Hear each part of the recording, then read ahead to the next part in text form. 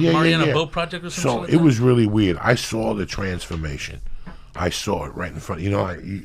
It's so weird how I was doing mescaline one day and having a great time with 20 kids my age, and all of a sudden nobody's doing mescaline anymore. It went from you needed $5 to get high. You needed $2.50 for a hit of mescaline, and $2.50 we could chip in for a 6-pack. You needed 3-4 beers and a hit of mescaline. Somebody had a joint. You were good to go, Rodrigo. And all of a sudden, it went from that to people having to spend $50. There was no sample of cocaine. If you really think the impact that this had on the economy here, you really have to think about 1978, 77. I saw it. I saw people talking. It was spoken in my house since I was a kid.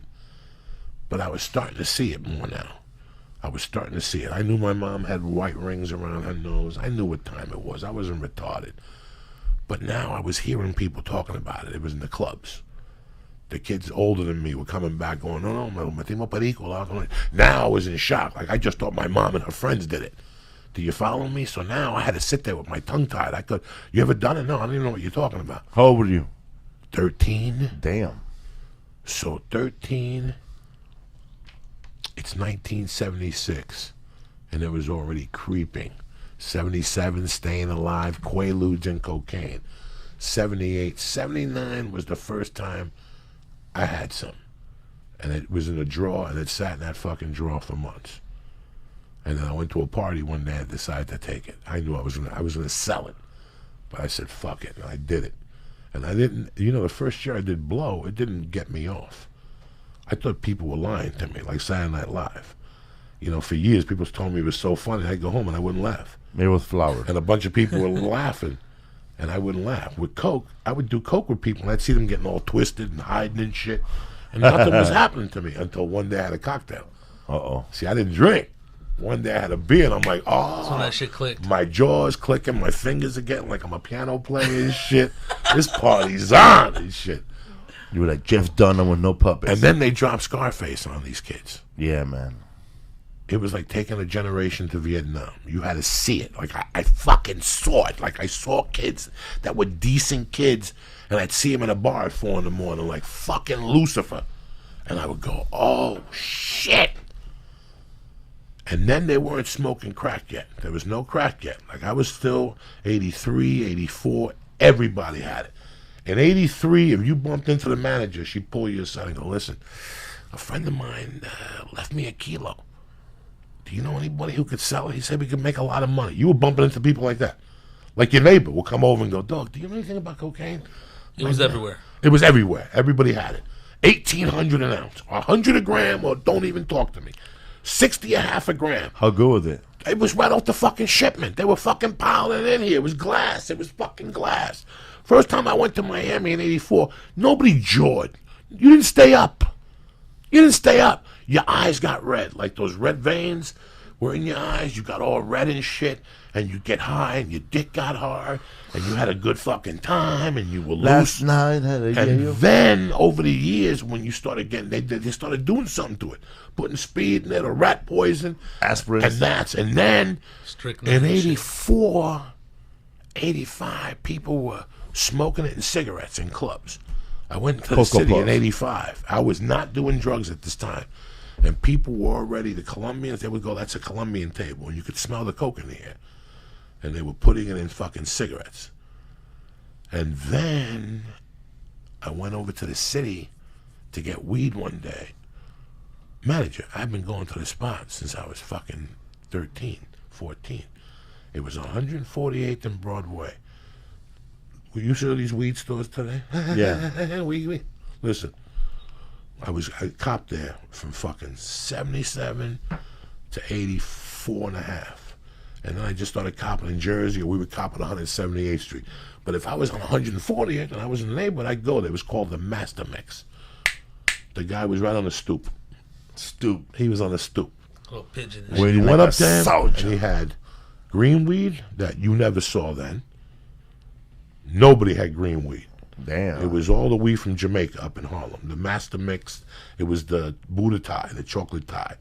Everybody had chocolate tie. He had green weed, and then he put it together, and that was called the Master Mix. Yes. And guess what he gave you? A fucking punch card. In 1980, homie was already giving you a punch card. What did it say on it? If you bought 10 nickel bags, you got one for. It was $10 bags. If you bought 10 $10 bags, you got one for Subway free. stole his idea. Who the fuck you think you're dealing with? This is on the street, no license, no nothing. I went there and they go, weed. We don't sell weed no more. This is crack. Crack. It was gone. And it Gone, was, the man. little vials were all over the street. And I had never seen that before. And then I went to Colorado. And in Colorado, I heard about crack. People cracked up and shit.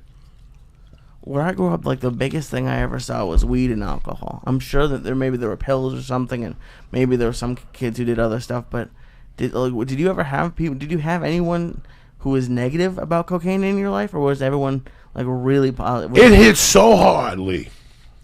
In 1982, it hit so hard. Like girls that you knew that were cheerleaders at fucking CYO basketball at the prom were doing fucking powder. Oh my!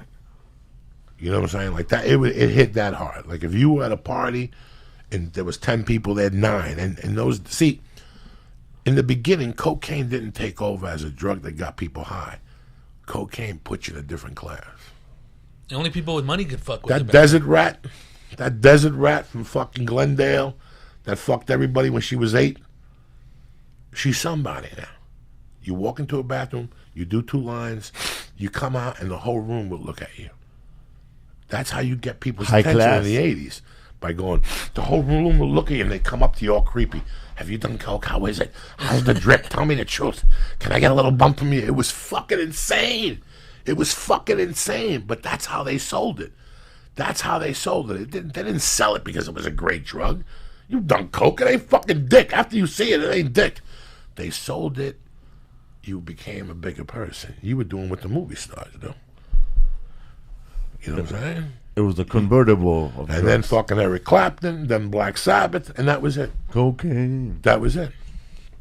It hit like the weed White now. lines. 10 years ago, you wouldn't see a weed store. Now you see a weed store every 2 fucking blocks. That's what it was. Everybody had coke for sale. Everybody had it. Everybody could give it to you on the arm because they had so much of it in the house.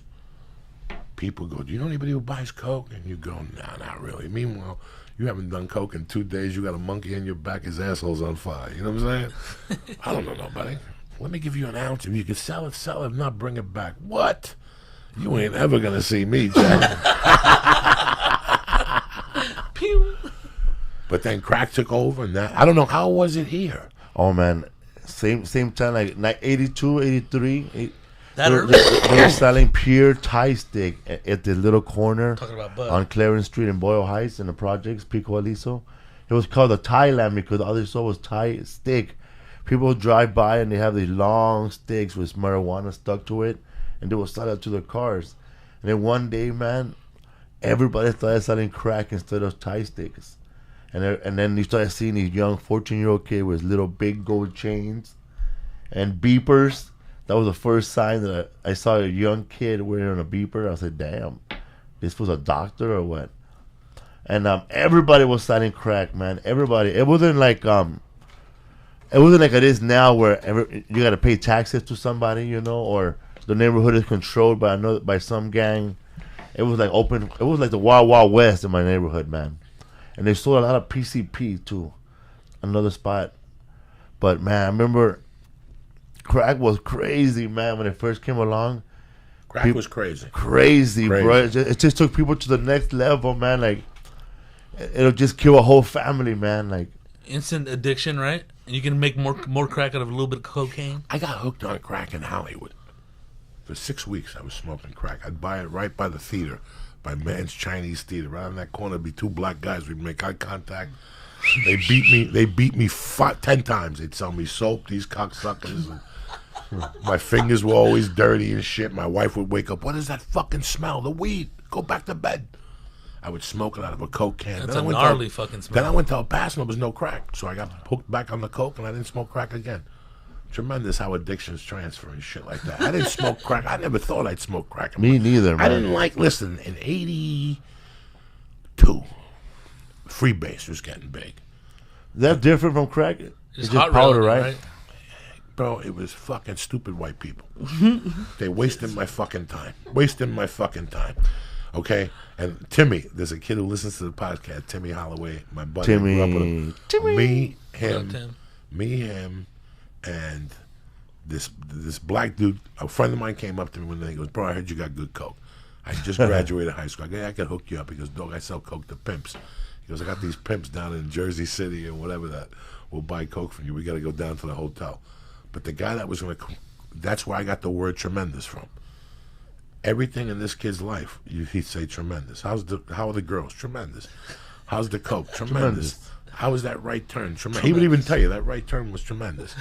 So we went down, Steve Valanis, I forget what the fuck his name was, dog. Tremendous. We went to this hotel room. It's the summer of '82.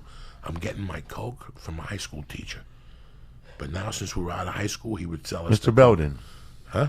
No, I don't know if it was Mr. Belvedere. It was the Camel. Let's just call him Camel Brett. Because he used to smoke Camel cigarettes with no filter. And his cigarette was orange from the Camel cigarettes. Tremendous. So Camel Breath, he would sell you the coke already in a fucking bindle. So we went down to those pimps. I gave him a couple grams. Here's the code, but you still got an F in his final. What's that? No, we were out of school. He wouldn't fuck with us then. And the pimp was like, dog, have you ever freebase? And I go, no, but we'll give it a shot. And he did the whole thing. He had all his hookers there. And they were like, he was a magician. Woo. And he did it, but he had like the silk scarf and shit, you know. He was like orange. He was like Orange Juice Jones and shit. And he would tell the bitches, you ain't getting them, you hooker motherfuckers. And me, him, and the other two people smoked it, and it wasn't bad. And there's a place. Again, next time you go back to Caroline, tell George. Joey said take me to East West. East West. East West is a head store that's been there. It says Gasset Coño La Madre. From 1970. When I was a kid, I used to go in there and buy, when people go to a tape recorder, to a concert. Yes. Whatever those are called. Remember that shit in the 70s? They were called, not bootlegs. Yeah. Bootleg. Bootlegs. People would go, if the Stones played 6 nights in the Garden, you would go all 6 nights and they'd get one show. But they also had a how to make fucking freebase kit for $49. No way. So I bought it. I took it home. It was butane, a glass, a silk scarf, a ton of shit. And then we went home. We went to my friend's house, Devo. When I woke up in the morning, dog, all the bottles were turned upside down. There was like 15. We went through 15 grams. And like at the end, the next day, I said, what did we do? First of all, you got to sit there and cook it. And become a chemist and shit. It's got to dry. It's white people shit. I'm sorry, manager. It's white people shit. It's too much thought. Just give it to me, cock. Give me that motherfucking mule. You know what I'm saying? Let's get that jaw going. Give me a little freeze. I got a cavity back here.